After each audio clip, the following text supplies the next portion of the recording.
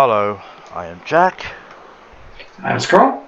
And I'm taking a break from playing the god awful Tales of the Abyss title on PlayStation 2 to read a chapter of The Lost Girls. In this case, Chapter 8, A Hunter's Resolve. I don't know why, but it's actually one of my least read chapters of the story. Oh, okay. Well, uh, suggest that your story is not always read the entire way through, I guess. Well, anyway, No. so, Chapter 8, A Hunter's Resolve. I pause in my playing as I rest my head on the head of the guitar again.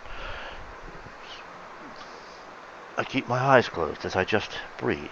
I wince tightly, whatever that means, as I think about the pain I recently suffered in those caves, and just as I suspected, the pain grew worse when I stopped being numb to it. Well, that's how that would work, Lightning. I don't see a way to win this because I think Demise was telling me the truth. As time went on, I felt an unpleasant starving sensation that is unlike anything I experienced before. It's not so much hunger or thirst pangs so much as a twitch and an urge that is growing unbearably strong. It's like a splinter in my mind. The need to feed doesn't appear to make me more feeble. Unlike normal starvation, if anything, it just makes me stronger as my twitch instincts gradually grow more feral. This sense of discomfort is a cold bit in my soul, and I can feel it growing bigger and deeper. How long can I hold out? What would be left of me afterwards? Demise said that feeding would become easier. That seems to suggest that I'll become more like her, a heartless monster with no remorse. If that's true, then it means those instincts and personality will override my own right now. The pony I am now will cease to exist at that time. That seems no better than my soul moving on to the afterlife, and some demon possessing my body and basically taking my place from that moment on. That also means that my life, and all of its all of it is, okay, accumulated unholy power, won't be mine per se, but rather belonging to this heartless creature of the night. That really should be a possessive it's. Okay. Just like without the apostrophe there. Yes. Okay. If I sink that deep, if I become that lost, just like all those other lost girls, then likely no pony would be off the menu anymore. Even though even those I once cared about the most, like my sister, may seem like nothing more than a delicious snack at that point. I might even become a creature so evil that the ones I once loved and cherished the most would become a victim I'd relish to torture. I mean, that's saying the same thing twice, really. I shudder in pain. In doing so, I squeeze the guitar in my forehoop so tightly that I inadvertently crush the thing. Upon doing so, I open my eyes and gaze remorsefully at the precious destroyed instrument. I then sigh in sad defeat. Now that I finally have my eyes open, though, I listlessly scan the rest of the bar. What I see puts me more on alert when I finally notice all the other ponies that have vacated the bar, including the bartender. I'm pretty certain he could get fired from this job for leaving his shop and all of those drinks behind the bar, sitting there unattended by an employee. I'm confused. Is he or is it or is it not his shop? Yeah. I don't think she knows. Okay, because if it's the bartender and if it is in fact his shop, then the odds of him getting fired are very, very, very low, actually. Okay. But because it's his shop, he is the one responsible for the hiring and firing. If he fires himself, then he must then transfer what ownership to somebody else. But apparently that doesn't matter to him right now. He was so frightened of me that he left anyway. And there is only one exception to this, and that is that one and only pony who was never afraid of me. He continues to sit alone at his table. His wide brim hat is, uh, should that be brimmed? Hat is tilted down enough so that I cannot see his face. From there he floats a pipe to his lips. When he blows on it, bubbles fly from it. Some of those bubbles pop on his own hat instantly. Still others roll off his hat and spill over the edge to float on upwards.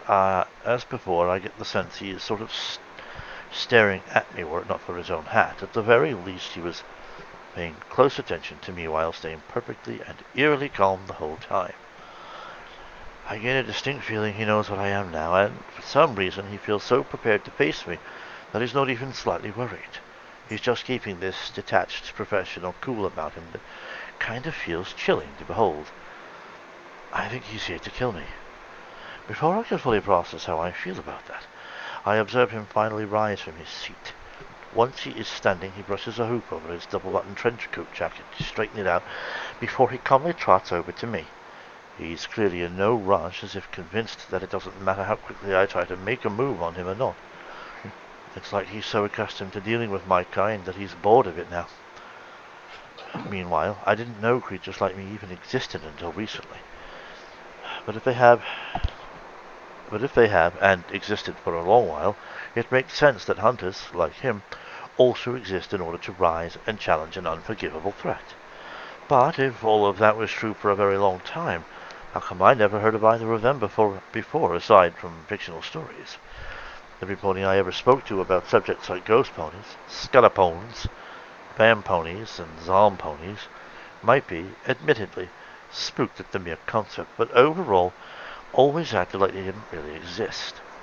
Come to think of it, if vam ponies turned out to be true after all, what other undead abomination might actually exist out there? You just listed a few off, didn't you? How many? Just wondering how many of those are real. Right. How many ponies fell prey to such creatures all this time? Also, if they really do exist, are there hunters that are specialized in fighting each of those types too? Good questions. The mere thought of that makes me shudder again. It also feels really ironic to a vam pony that is still frightened by the concept of the undead entirely, including what I am. I literally am scared of even myself. That is odd. I still myself as I gaze at the floor and see the arrival of this other stranger before me. My eyes slowly trail up him until I'm gazing at his still hidden face. You're here to kill me, aren't you? I ask him almost casually. He's silent for a moment as he blows more bubbles. It's like he's either deciding if he'll kill me, or he's deciding if he'll even tell me about it. Eventually, though, he breaks his silence by asking me, if I were, are you afraid? I shrug as I admit, a little, I guess, that maybe it would be worse if I continued to live. I lift up my forehooves and gaze down at them before saying, maybe it might be better to slay me now while I still have some shred left of my ponyhood. You haven't fed yet, have you? He asks me in a way that almost sounds like a statement. It's as if he's so certain of the answer that he barely even phrased it like a question. No, I haven't, I immediately admit, and I'm afraid of what I'll become once I do. Good, he says with an approving nod. It's good that you are afraid of that fact. It means you still have remorse. It means you still haven't fully fell like them. He pauses again as he blows another long string of bubbles before he continues. It also means you can still be saved. I suddenly look back at him in astonished hope as I ask him, what? Are you serious? Indeed, miss. He confirms calmly and politely, far more calmly than I feel right now. I silently stare at him for 5 astonished seconds before I feel compelled to ask, just who are you? He is silent for a further 2 seconds, before finally lifting up his head so he can gaze at me just under the brim of his hat. In turn, I can finally see his amber eyes, though it's likely I wouldn't have if it weren't for my vam pony augmentation to see in the shadow that his hat continues to produce. My name is Dr. Van Horsling, he finally announces. By day, I am a true medical practitioner, as I have been for decades, saving lives with those blessed skills has ever been the greatest boon in my life. Knowing that living one more day in my life helps to save another is ever a great honor for me. But what the most ponies don't realize is, by night, I also have the painful burden of both hunting and terminating vicious practitioners of unholy, abominable magic. He pauses for a moment as he blows another long string of bubbles before adding an afterthought, like you and the brood that created you. I lean back in my stool as I ask curiously, if what you say is true, why have I not ever encountered one of you or Vamponies like me? Wait, what? Didn't you? At least encounter Vamponies like you? Yeah, she's not. That's a recent experience. She means before that, like when I was growing up. How come I never met another Vampony or a Vampony hunter? Oh, well, she did not word that clearly, since she simply said Hmm. not ever encountered one of Okay. you or All Vamponies like right. me. That seems to suggest that she's never ever, in any Okay. point, even recently, encountered them until the moment that you just heard about it. So that's a little uh, that threw me off. Like the Okay. rest of Equestria, I thought both of us were just a spooky myth until very recently. The kinds of campfire stories designed to spook folks at night. Correct me if I'm wrong. He floats his bubble pipe to point at me as he says, it's because Vamponies, like you, tend to want to keep a low profile. If they do, they minimize the chance of getting organized resistance, like me, against them. He points the pipe elsewhere as he says, they know they can, potentially, live forever, and those who are more prudent about it tend to last longer. In their minds, they have a lot of time to risk losing if they dare to act blatantly and recklessly. They usually are at their best when they ply their filthy trade while still hidden in the shadows.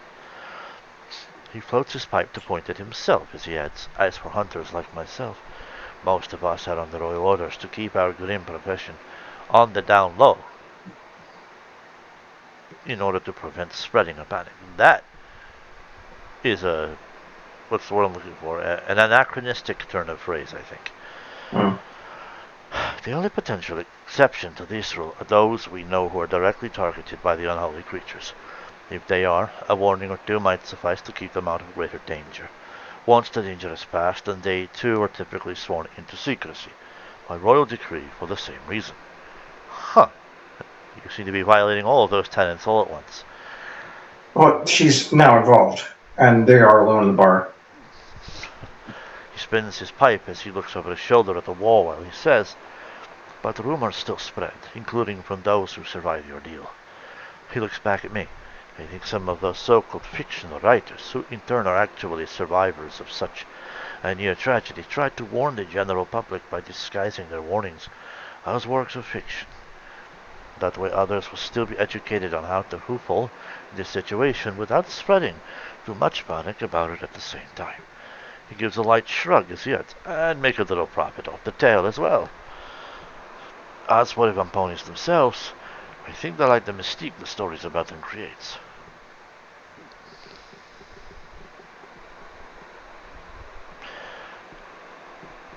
I think the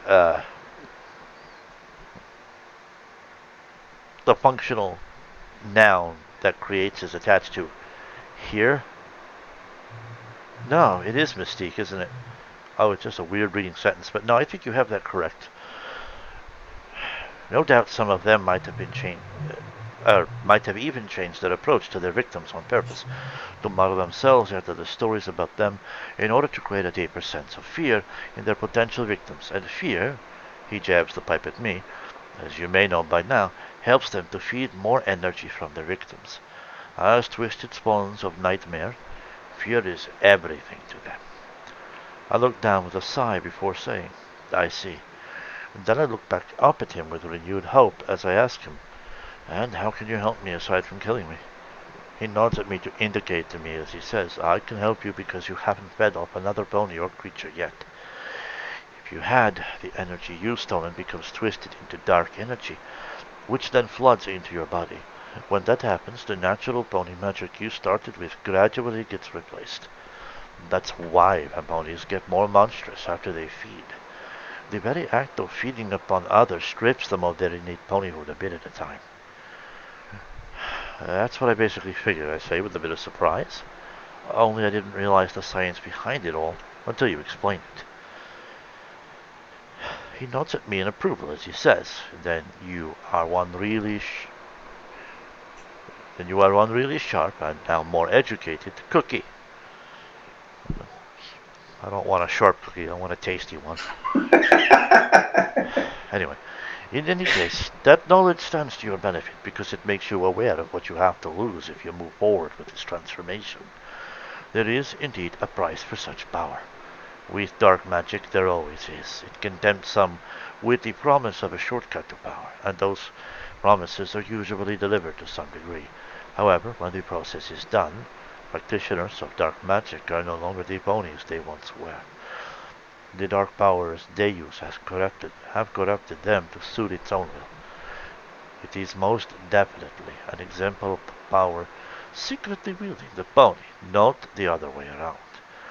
Those who sold their souls to this darkness seldom ever realize that. But you do, and so far you regret it. So much so that you can't even decide if allowing me to slay you is a blessing or a curse. So long as you maintain that attitude, you can be saved.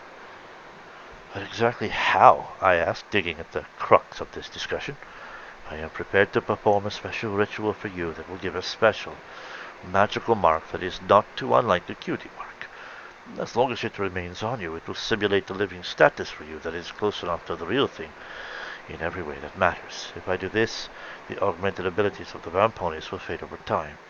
It will be painful at first, I regret to say, but it will pass as a new flood of light magic energy works to counter the dark magic that flooded your system. It will eventually neutralize it. At that point, you'd be like a normal pony in most respects. You need to breathe, eat, sleep, and go to the bathroom. You'll even age to death if the mark is left on you long enough, and a few mares have even restored their natural ability to have children again. I even heard of one case where a previously infertile mare, even back when she was still a mortal, actually gained the ability to have children. He shrugs. Light magic, after all, is a blessed power full of wondrous miracles that always serves to the benefits of the pony in question. Wow, I marvel. I must warn you, however, that if the mark is ever removed for any reason, then the curse in your blood will resume.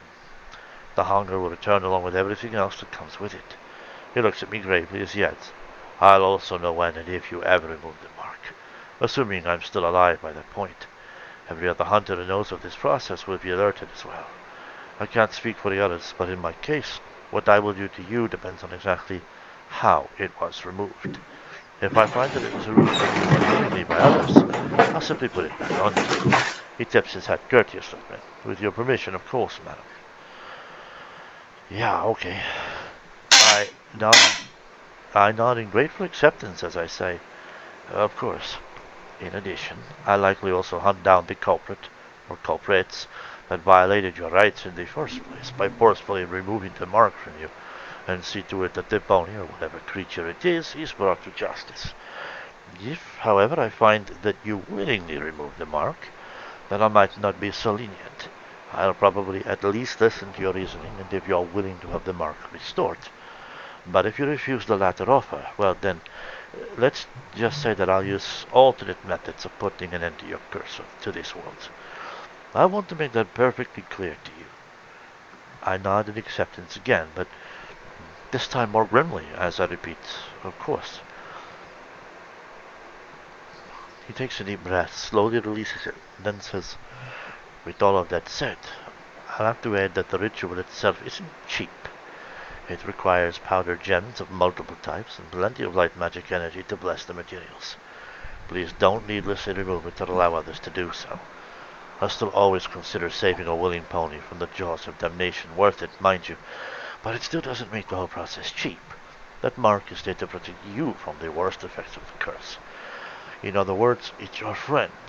Cherish it accordingly. You're lucky to have this opportunity at all. There were others before you who were nearly so lucky. Sometimes I might not even have the needed materials on hoof, either for the ritual. So keep that in mind as well. I release a long breath before looking back up at him with a soft smile as I say, thank you. He tips his hat at me as he replies, you're welcome. My smile fades a bit as I ask, is there any other catch or price you want for this blessing? You're the one who said this ritual isn't cheap. He shakes his head as he says, although my supplies for this ritual are limited, it is secretly supplied by certain members of the equestrian government, and I could expect replacements for it when needed and available. This is considered a public service for the beloved citizens of Equestria, albeit a largely secret blessing. He nods at me. You will be repaying this service every single day by simply keeping the mark on you and thus not making a victim of yourself or any other pony. If I can end the threat you would have begun without having to kill you, so much the better. I always try to keep a professional detachment when and if I do have to take one of you monsters down. But that said, I'm not heartless. If I can avoid the burden of adding another casualty on my conscience, then I am gladly all for it. All right, I chirp brightly. This sounds great. When do we start? He holds a hoof up to me as he says, hold on. There are other factors to consider. Such as? I ask cautiously. The timing, he answers. It may be to our benefit if we delay this process a little longer. After all, after I put the mark on you, your dark abilities will gradually melt away. That includes your augmented strength, stamina, speed, and endurance. So? I ask with a shrug. So, there are still the other members of the brood to consider. He puts forward, the ones who recently transformed you. I still need to hunt them down, and in this case, I could use a partner. I've taken them back as I asked, why me? I think I know where their lair is, he says. I just need you to confirm it. Also, since you happen to be a Pegasus in this case, you can also get me there faster. He nods out of the bar as he adds, I can rent the Pegasus chariot here in town. Once we have it, I can just attach it to you, and we'll be on our way. Not sure why you need that, but okay. I can do that as a regular mortal as well, I point out. So why wait? Also, is it a normal policy to invite untrained civilians into these hunts? He shakes his head as he says, absolutely not. But there can be no exception, under certain... There can be exceptions. Oh, I'm sorry. But there can be exceptions under certain strength conditions. Besides, you're already aware of the situation anyway. At least I don't have to explain it to you, and I know you believe me at this point. You also know how serious this situation is, so I'll anticipate for you to act accordingly. Furthermore, the faster I move and remove this problem, the fewer victims there will be in the long gallop. However, in this case, I'm badly outnumbered. Normally I'd move on them slowly and take them out one at a time. But they already have a hostage right now. If I don't move against them more quickly, at least one more pony will be sacrificed on their dark altar. I feel coldness sink to the pit of my stomach as I ask him, do you know who it is? He nods at me grimly as he says, yes, and you do too, he said. Horror sinks deeper into my eyes as I continue to stare at him. It's your sister, he tells me in a heartbeat. I think they targeted her on purpose because of you. They want to remove your greatest attachment to your mortal life. I know because I've seen this pattern before. Now I would like to save her, but I think it's in her best interest if we... Be gone now! I interrupt as I insist in a roaring outrage. As I stand up from the stool so fast that it ends up flying back and bouncing off the corner of this room. As I stand there's a burning stare in my eyes and sweltering rage that billows in my soul. He blinks at me as he stares at me for 3 seconds before tipping his hat at me as if to say, as you wish. I'm curious to know how they even know about her sister. Alright. I think he does this for a living. No, not him. The Shadow Bolts. Well. At my passenger's request, I land on top of Ghastly Gorge near one of the long edges of its cliff. Once I am there, I take off my harness. When that's done, I pause for a brief moment as I look upon that harness and trail my sight back to the chariot itself. As I look upon it, it dawns on me that I haven't done a service like this in so long. I honestly forgot my race can do this. The reminder makes me grin a bit. After that, I regard my disembarking passenger seriously as I ask him, why do you want me to park here? We still have to scale down into one of the caves itself. We'll get in there much faster if we simply flew in there too. After rounding the rented chariot... Rounding it? Okay. Dr. Hosling holds up a hoof to me as he says, I know you're anxious and angry about the fact they pounding out your sister, and will likely use her for sinister ends, but calm down, Lightning. I bristle as I yell in objection. Calm! Do you really expect me to? You will for her sake, the doctor interrupts. We can't rush off into a brood of Ambonis all half-cocked. Staying calm and focused will give us and her the best odds of success and survival. Tell me, is she important enough to you to rein in your fury? I'd be willing to do what it takes to maximize our odds of success in initially very dangerous odds. My emotions sink from fury to concern as I ask him, do you really think our chances are that bad? If I didn't, I wouldn't have invited you, he replies.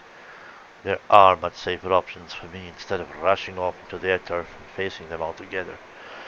But there is your sister's life to consider, so I'm kind of pushing myself on this one. He pauses a moment as he looks over the edge of the cliff, floats his hat off his head, and wipes his brow with it, then replaces his hat on his head as he looks back at me. Besides, there are other preparations we need to make before we go in there. Such as, I ask. I need to mark with you with the ritual that we discussed earlier. It says, holy shit. I look taken aback as I ask him, but isn't one of the reasons why you invited me is because you wanted to rely upon my augmented abilities to help even the playing field? If you put that mark on me now, that advantage is gone. He shakes his head and says, no, if I do this now, specifically now, the advantage will be in our corner. I look at him in confusion as I request, explain, and every single reader of the story mirrors her. Mm-hmm. Your dark powers will not vanish immediately. Instead, they'll gradually fade over time. It will start the second I apply the mark, but it will suppress the dark magic very gradually across several days, sometimes weeks. The reason it has to be that slow is the magic is not just suppressing the dark magic, but refilling you with light magic at the same time, and the process needs to be slow in order to give your body time to adapt to this process. Otherwise, you'd be overwhelmed. I still look confused as I shake my head and say, okay, or we could do all that after asking my sister. He shakes his head again and says, true, but if I do it to you now, it will also provide you protection from one of my other spells that I'll use down in their lair. Oh? I ask, suddenly intrigued. He nods, then floats out from his trench coat a crystal that sort of looks like the sun. Not only that, it actually shimmers as if it is a container of some kind of eternal magical light. Upon closer inspection of it, I realize it is a symbol matching one of the most famous cutie marks of our land, that of the former Princess of the Sun, Princess Celestia. The holy hand grenade. Huh. Actually, that's kind of true. Yeah. Huh. How pretty, I marvel, feeling a little enchanted and seeing. I feel about as mesmerized by it as I would have been while staring into a calm, cozy, warm, and flickering campfire on a cool night. This is one of my strongest tools I use in my hunts against vamponies, the doctor explains, which draws my attention from the crystal to his face again. The symbol itself isn't an accident. When it comes to magic, symbology is very important because it provides meaning and structure to magic. He shrugs. What I just told you is a greatly simplified version of something they teach in basic magic school. Anyway, with this crystal, it has a limited charge, a charge that I not only provide myself, but I must do it upon the rising dawn. The reason that is important is that this symbol, which you no doubt have noticed, represents the Princess of the Sun, has actually captured some of that solar energy within the crystal. That is precisely why this crystal has its internal glow like this. As that magic is used up, the light within this crystal will gradually dim until it is recharged all over again. Realization suddenly strikes me. When I recover a second later, I declare, so that is why you want to provide the mark on me first. It will help me. It will help protect me from whatever the magic in this crystal does. He nods at me a bit as he says, you're on the right track. Also, we need a plan, and I'll get to that in a moment. He pauses again as he looks at the crystal itself and back at me as he says, the spell I will eventually unleash in there is something I like to call Solar Flare.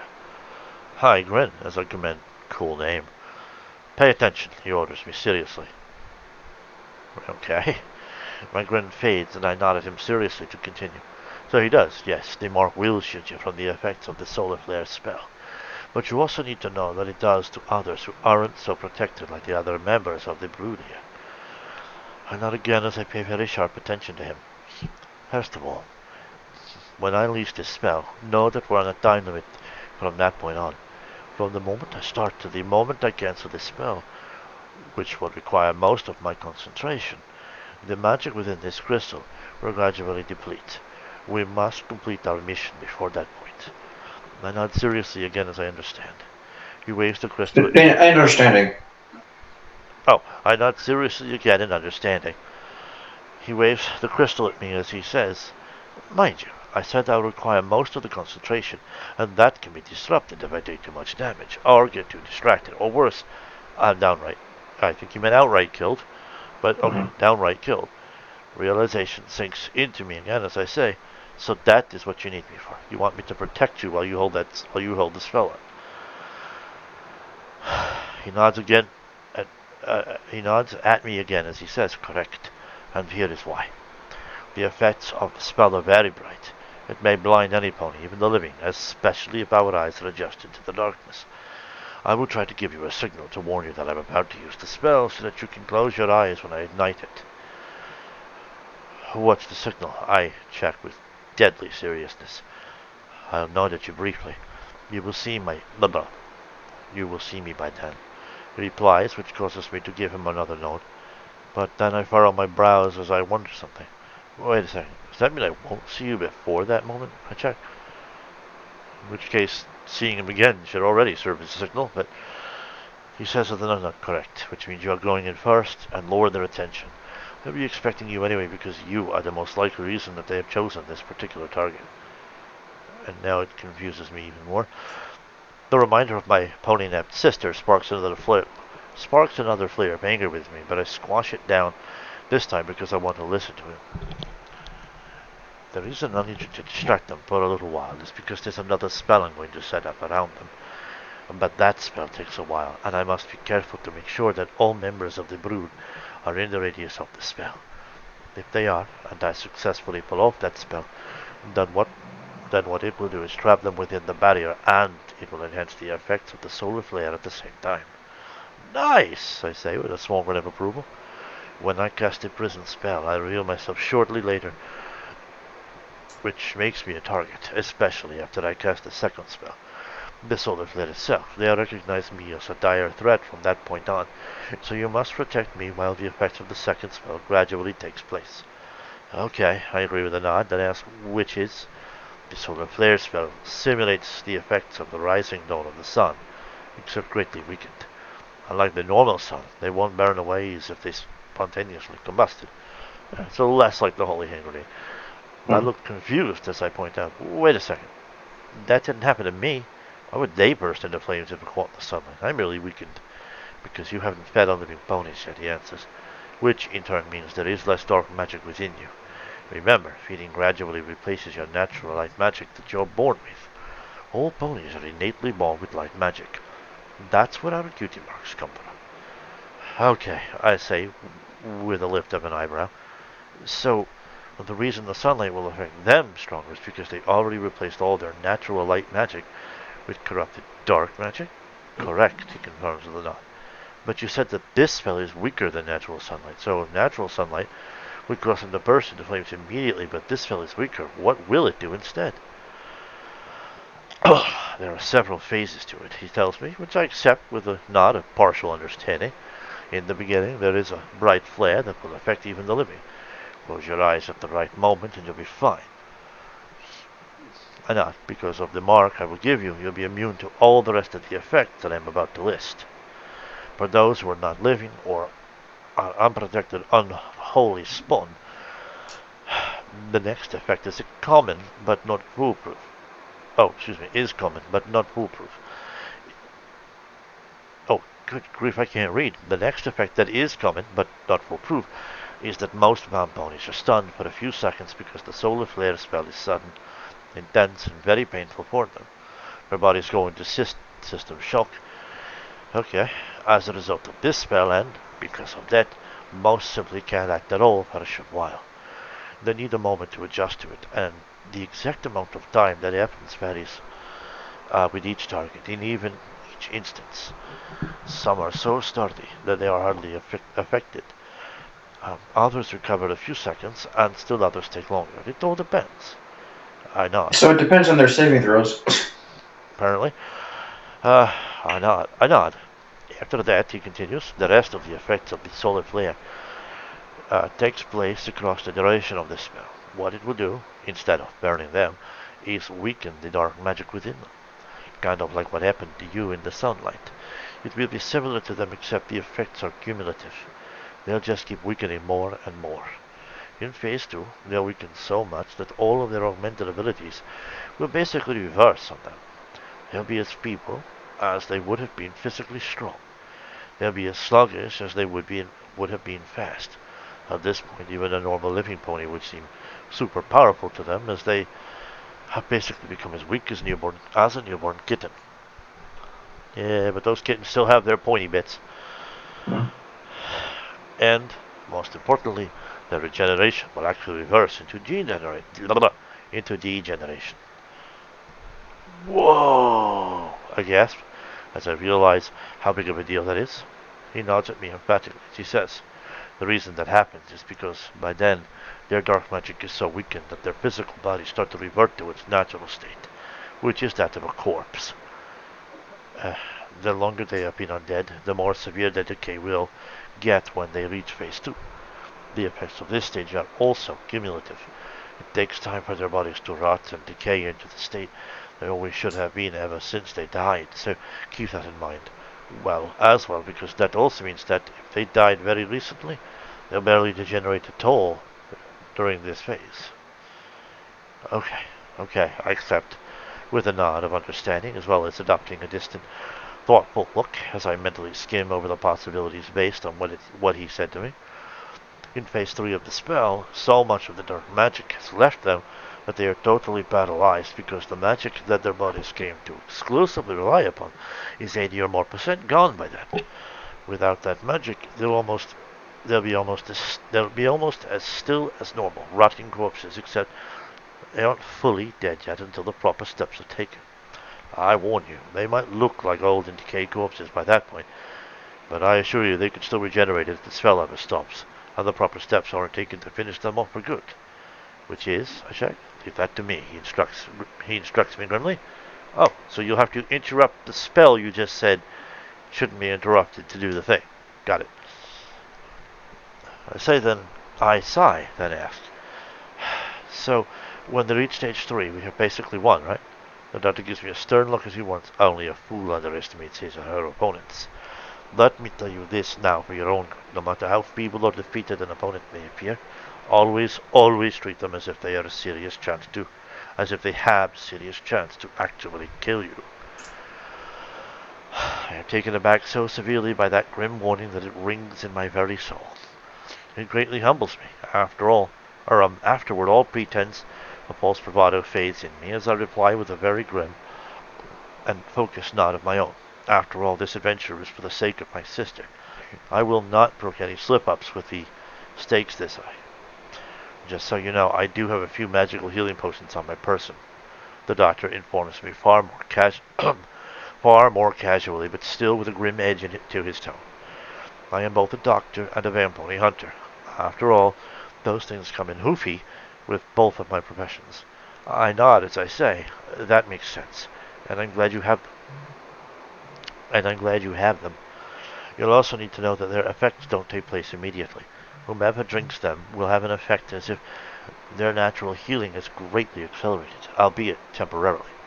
He pauses a moment as he looks off the edge of the cliff again for a few seconds before looking back at me and saying, the reason I shared that information is twofold. One, to let you know I have an option to recover some of the damage if they do manage to score a few hits on me despite our best efforts. After all, it is many vamponies against just the two of us. Even after the effects of the solar flare hits them, it still takes time for them to weaken. It will likely be very difficult for us to endure this battle until they at least reach Phase 2. Let's not kid ourselves. Okay.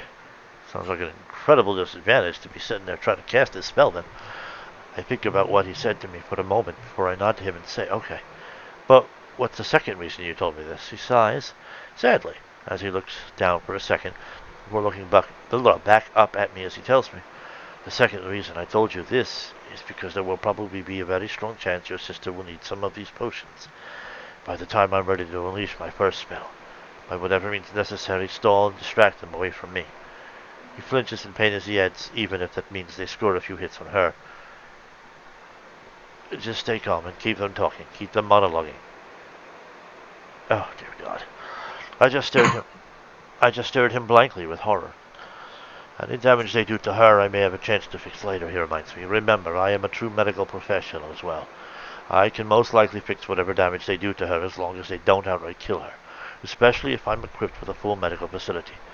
I can do some wonders out on the field, too. It should be enough to sustain her until I can get her to a hospital where I can provide her with a full medical care. Oh my God. But until then, we must deal with the primary threats first, or they may just end up endangering here again or any other pony. I just want you to know that I have a few healing potions for that, just in case. I strongly suspect she'll need them at some point if she doesn't already. You're kidding me. I wince as I look down with a growl and groan in both frustration and pain. But I struggle to push it down as I tell him something I feel he needs to know. I look back at him and I warn him. I think you need to know she already had a serious medical condition before all of this started, such as, he asks me very seriously. She has a degenerating spinal condition, I warn him. That's why she could never fly, despite being a Pegasus, and more recently, she can no longer trot either. I see a cold and calculating look sink into his eyes, into the eyes of the doctor as he digests this latest piece of information, before looking back at me and nodding in appreciation.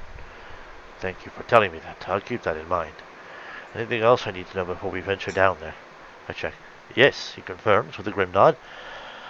I need you to know that even if we are successful and absolutely nothing else goes wrong with our plan, you are still going to see a lot of gruesome sights down there. Now, I know your hatred for these mares is very powerful right now, and for many reasons you need to know that it still may be very hard to stomach what you are about to see once you hear their horrid screams of agony, or see them rapidly rot before your very eyes, or when I deal the final death blow to them. I want you to promise me that no matter what happens down there, you at least temporarily shelve your feelings for the situation until it is safe to fully address them. Do not fear them, and do not mourn them as much as you can during the duration of the fight. I lift an eyebrow as I ask, mourn the loss of those who pony napped and possibly hurt my beloved sister? Are you fucking kidding me? No, I am not kidding, the doctor replies with deadly seriousness that once again takes me aback. I know from many years of experience with both of my professions that it is easy to say you'll be fine in such endeavors until you are in the thick of actual life-threatening stress. Trust me, real combat tests one's mettle to a degree that can severely surprise you if you haven't done anything like it before. I need you to focus and be at your best for every single second of combat until it stops. I need you to understand that they are going to struggle for dear unlife, and fight us at their best to fucking kill us, so we need to be at our best as well. Do you understand? He suddenly roars at me at the top of his lungs with his final sentence like a military drill sergeant in order to drive in the full gravity of his words and give away the fact that they're both there.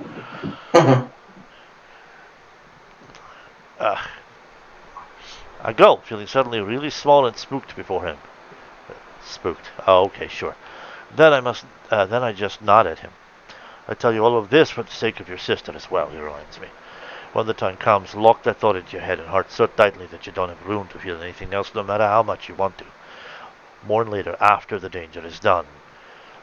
His look suddenly softens as he adds, and trust me, you will need that too, because I know you're not a heartless pony. You haven't met her, and neither am I. But we must endure this trial by setting our priorities extremely straight during the fight, because if we don't, we might not even get a chance to fail at anything else ever again. I pause a moment as I truly let his words sink into the depths of my soul. Cold fury sinks into my eyes that are sharp, but also leaves me more focused than I ever felt in my life. Once that feeling fully settles in, I nod to him one last time. Okay, that is a long-winded chapter.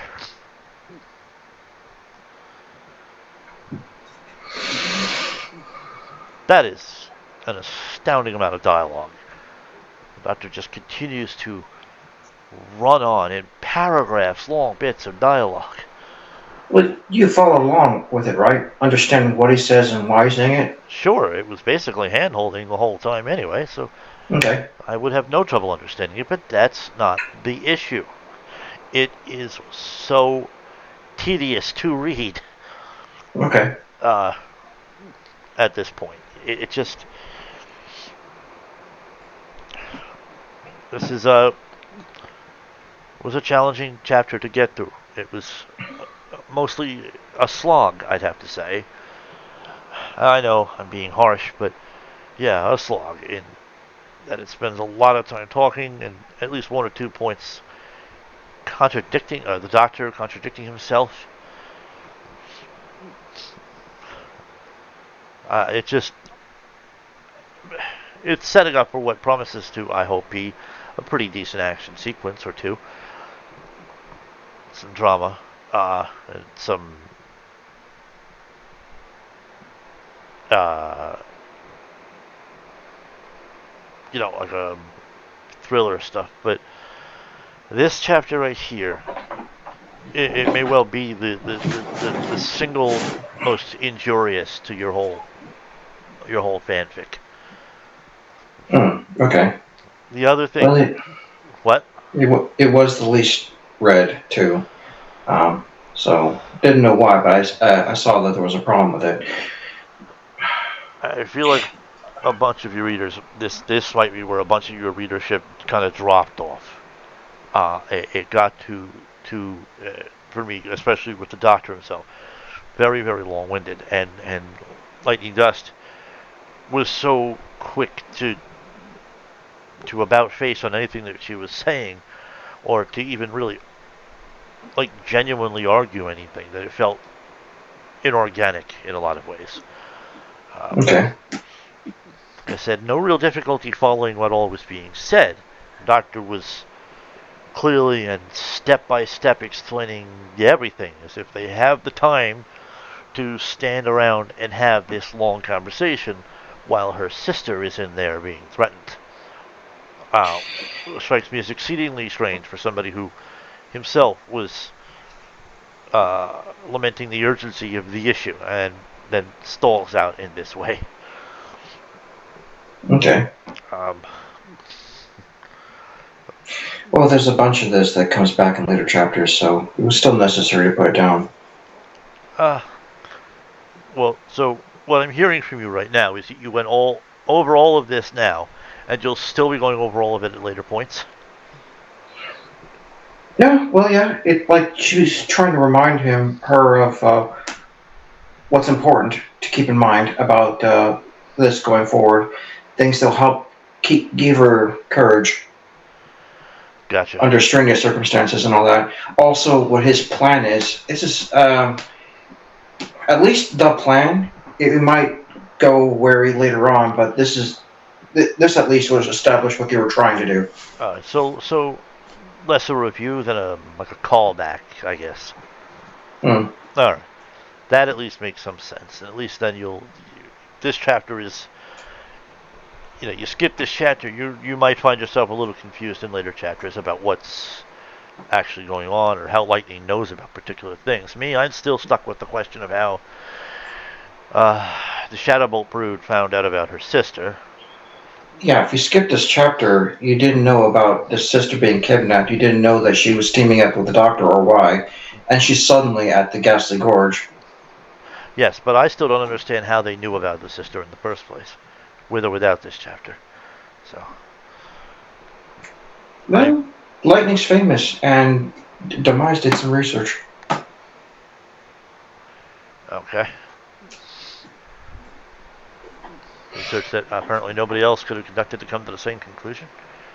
I don't know. It doesn't feel right to me, but that's me. So, still, not a terrible story. I feel like it does suffer a lot from this long-windedness and from hand-holding or doing more telling than showing in the writing. Hoof holding? Huh? Hoof holding? Yeah, if you want to call it that, hoof holding. But, jokes aside, in all seriousness, yeah, I find that problematic in the writing. It's a great concept. Another thing here, there's not much visual flavor. Like we have body language in between bits of sometimes lengthy dialogue and sometimes not terribly lengthy dialogue, but we have very little aesthetics to work with. So I'm not able to appreciate the environment that they're standing in. I have no idea what's going on. Dark, light, windy, anything. Chill in the air. Nothing's really established here. They've just landed at some point in Ghastly Gorge and started talking in a vacuum, basically. Um, uh, I mean, even just briefly visiting that there is some wind, and then could mention at some points that the wind is shifting her mane. Maybe she has to brush it out of her face once or twice due to her angle or any of that stuff. But this, it never really does that. Well, the dialogue's supposed to drive in the emotional weight of the situation too. The way Beyond the plan as well. okay, but the way that it's written is like like an educational story, where the exposition within the dialogue is designed to directly educate the reader. I have trouble finding any emotion in that sort of. It feels sort of like dryness to it. There's plenty of Okay. wording in there that takes away the dryness and that does a lot with the Doctor trying very hard to illustrate the gravity of the situation to Lightning, who I suppose, for all intents and purposes, is supposed to kind of look like she's not taking the situation all that seriously, even though the whole reason she's here is something that makes her take it very seriously. So, as I said, there's still an awful lot of vacuum thing going on here. There's a lot more telling than showing, which can be problematic for a lot of readers. For me, the fact that every time the conversation looked like it might be approaching to wrap up, he goes, he becomes Uncle from Jackie Chan, one more thing. I'm like, okay, we're continuing with the talking then. It sort of grew frustrating, especially when it started to feel like the effects of the spells and the time delayed effects of them felt more like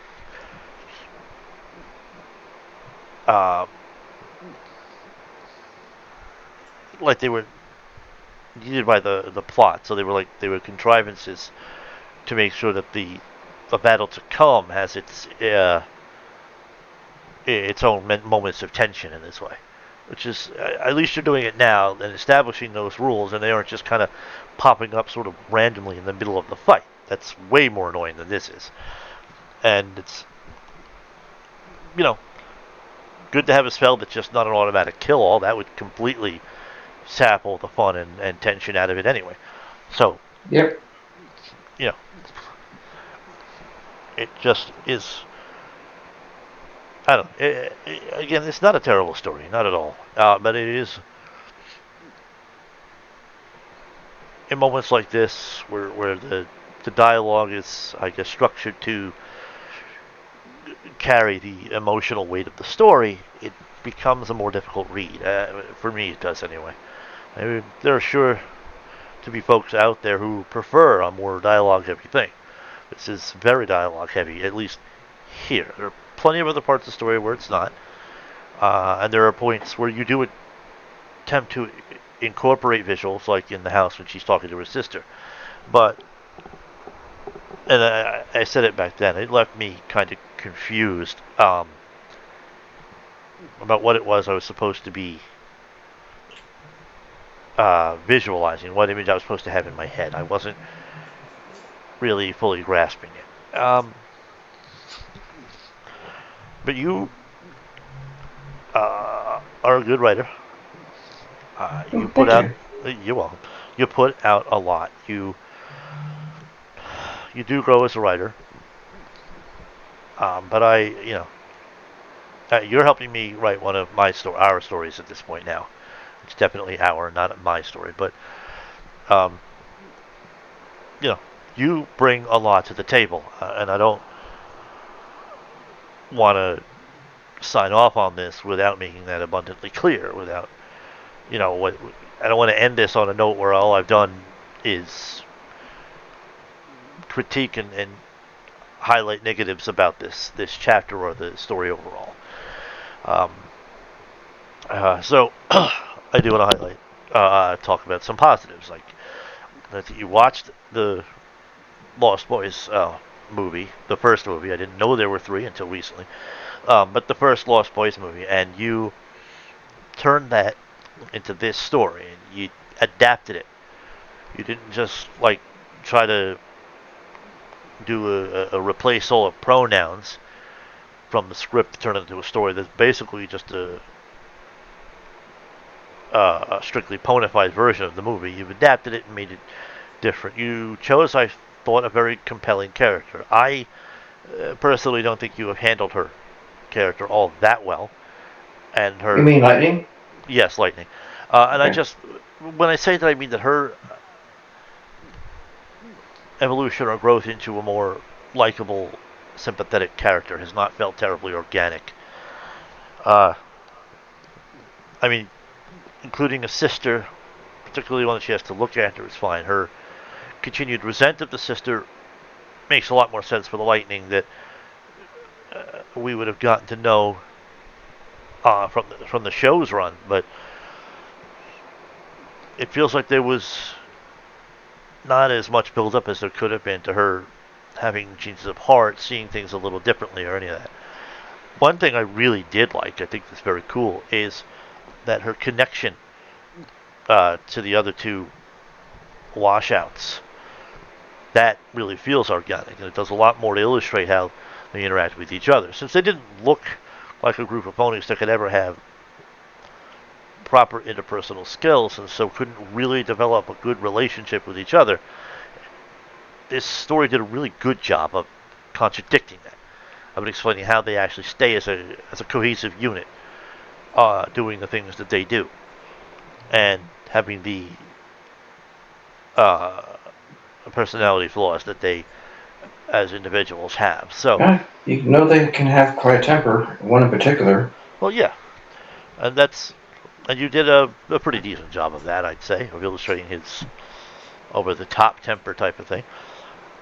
But I'm just saying, I felt like you really brought you breathed a good deal of life into their group and made them feel a lot more relatable, which is exceptional since you didn't, at least in some moments, deviate too far from at least two of their personalities. It was only Lightning that I felt didn't fully blend with her show's persona and didn't have a fully realized turning point where she went from the character that willingly or willfully, almost gleefully attached Scootaloo to a rocket and sent her to what very well could have been her death, um, to this. Even at the end of the episode, she had no uh, regret, no conscience, no concern at all for the danger she had just put Scootaloo in. It didn't matter to her.